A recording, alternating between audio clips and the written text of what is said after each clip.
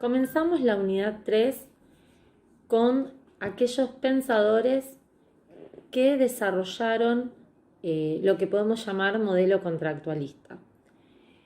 Entre estos autores encontramos a Hobbes, Locke y Rousseau.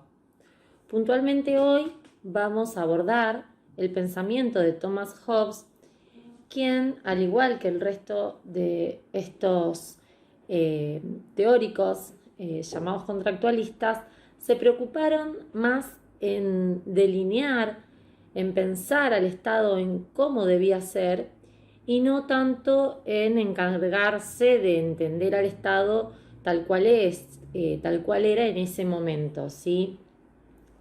A su vez, estos teóricos imaginaron una sociedad civil como una asociación voluntaria de individuos. Es decir, este modelo contractualista se basaba en imaginar un pacto social, un contrato social, a través del cual los individuos se asociaron voluntariamente en sociedad. Puntualmente, Thomas Hobbes vamos a ver que es un defensor de la concentración del poder absoluta en el soberano. Fundamentalmente tenemos que entender el porqué de esta concentración que él defendía del poder en el soberano en el contexto o marco en el cual él desarrolló su pensamiento, ya que durante el siglo XVII en Inglaterra hubo duros enfrentamientos, no solo políticos, sino también económicos y religiosos, que finalmente culminaron con la Revolución Inglesa. Estas revueltas y enfrentamientos constantes fueron haciendo prevalecer o predominar un gran miedo político y en consecuencia Hobbes, más allá de este miedo político en particular, tenía miedo al poder en general. Es decir, el Estado se había convertido en un instrumento de poder absoluto, en donde los castigos provenían del Estado y era el propio Estado quien dirimía cualquier tipo de conflicto.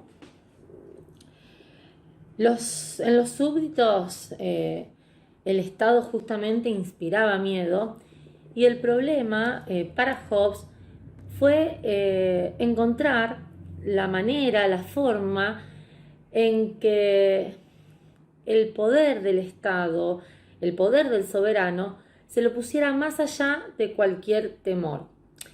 O sea, Thomas Hobbes lo que intentó justamente es generar una teoría que justificase el poder absoluto y que por ser absoluto ese poder salvara del miedo, ese miedo concreto que predominaba para él, que era el miedo a la revolución, ¿sí? El miedo a que se incrementen todos esos enfrentamientos y esas revueltas. Para esto se propone, luego de haberse dedicado durante muchos años exclusivamente a los estudios humanísticos, influenciado principalmente por sus contactos con Galileo y con Descartes, que las únicas ciencias que habían progresado eran aquellas ciencias que habían aplicado un método riguroso, un método rigurosamente demostrativo, como por ejemplo la geometría. Hobbes sostenía justamente que las causas de la perturbación de la paz social de su época residían en la disparidad de opiniones. Y esto para él era así porque la política no era una ciencia rigurosa. Entonces, él observaba que en la geometría y en las demás ciencias demostrativas no había lugar para este tipo de disputas acerca de lo que era verdadero o de lo que era falso, como sí podía ocurrir en la teoría política. Y por este motivo, él se propone pensar grandes principios de la política con la intención de hacerla una ciencia equivalente a la geometría, con un método correcto y con principios aplicables en todo tiempo. O sea, con principios atemporales que puedan aplicarse en cualquier momento y lugar. Y de esta forma, aterrado por todas esas luchas constantes de su época y al haber vivido toda esa experiencia de vacío político en Inglaterra, lo lleva a imaginar un estado de naturaleza.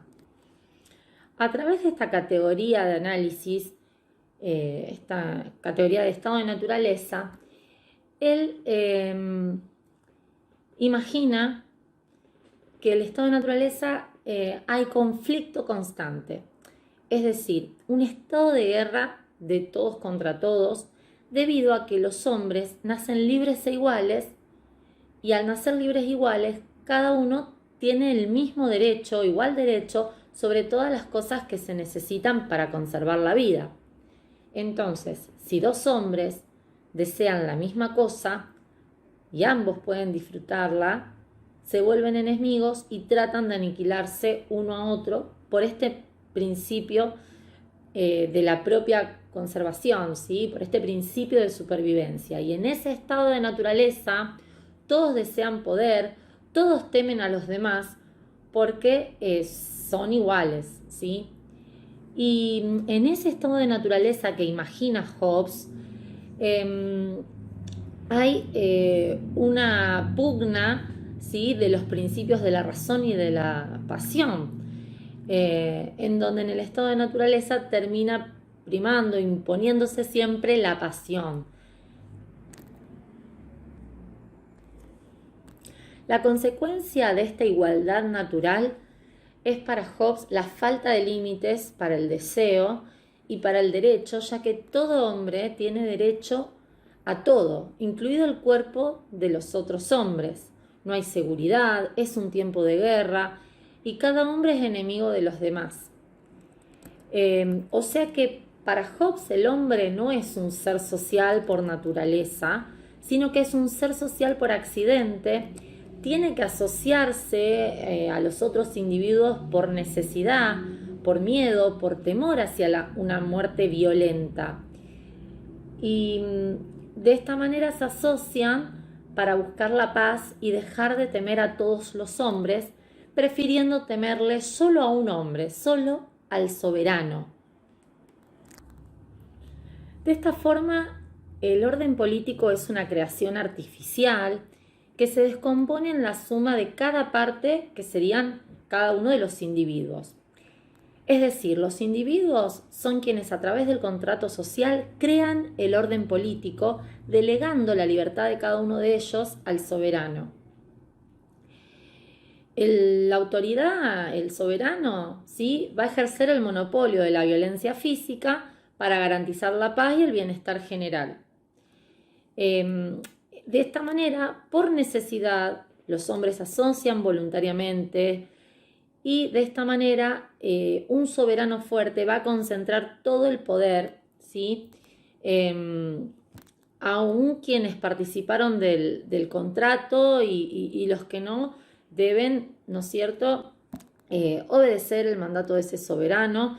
Incluso obliga ese pacto social, ese contrato social a futuras generaciones, debiendo obedecer al poder del soberano que tiene autoridad sobre todo el conjunto de la sociedad, aun quienes hayan, no votado con la mayoría, aun aquellos quienes representen la minoría justamente quedan abarcados en ese pacto social.